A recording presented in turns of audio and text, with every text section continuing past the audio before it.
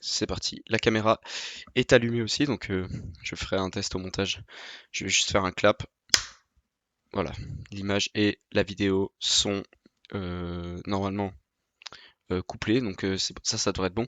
Je vais regarder un truc avec l'image au niveau des lumières.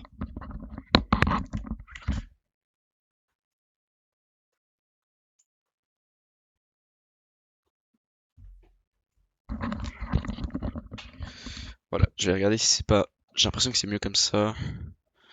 La lumière, je peux faire ça, je peux plutôt éclairer l'arrière, mais le problème c'est que, ouais.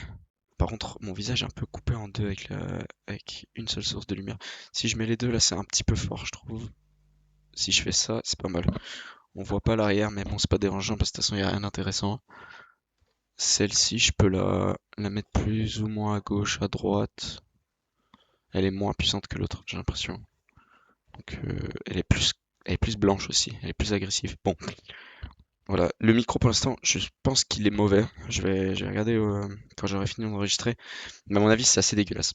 Et puis, je fais que de me regarder là où il faut pas regarder. C'est-à-dire que je me regarde moi-même et je regarde pas l'objectif. Donc, je peux soit cacher avec ça. Là, normalement, je cache, je ne me vois plus. Normalement, ça devrait pas affecter la vidéo. Donc, c'est parfait, je me vois plus. Et du coup, je peux me concentrer vraiment sur l'objectif qui est vraiment petit puisque je filme avec la caméra frontale de mon téléphone. Faut pas non plus que j'aille regarder. Donc là, je regarde bien sûr que je vois que ça enregistre vu que j'ai ici sur mon écran que je vois que ça enregistre. J'ai mes écrans, mais bon, c'est pas ce qui est intéressant. Ce qui est intéressant, c'est vraiment de s'adresser ici. Et puis, il faut vraiment que je m'habitue à ça parce que voilà. Et mon objectif, ma caméra normale de mon téléphone, elle est complètement pétée. Donc voilà, si là je fais quelques tests de lecture, par exemple, de nos jours, tout est fait pour nous distraire et attirer notre attention. Si bien que constamment sollicité, notre esprit se laisse systématiquement occuper par un bruit extérieur ambiant. C'est pourquoi il est rarissime, voire nécessaire, mais nécessaire de les laisser s'ennuyer afin qu'ils se reposent.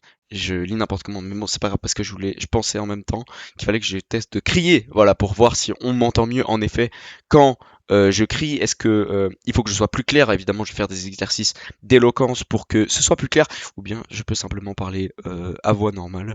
Est-ce que ça suffit ou est-ce qu'il faudra que je crie en vidéo? Je pense que c'est mieux. On va voir. Mais bon, voilà, je pense que j'ai fait tous les tests possibles. Et je vais pouvoir filmer ma première vidéo bientôt. Je vais tester ça, je vais envoyer son montage et puis je vais même la poster pour voir si elle fonctionne. On va viser régularité et remise en question. Et normalement, ça devrait bien se passer.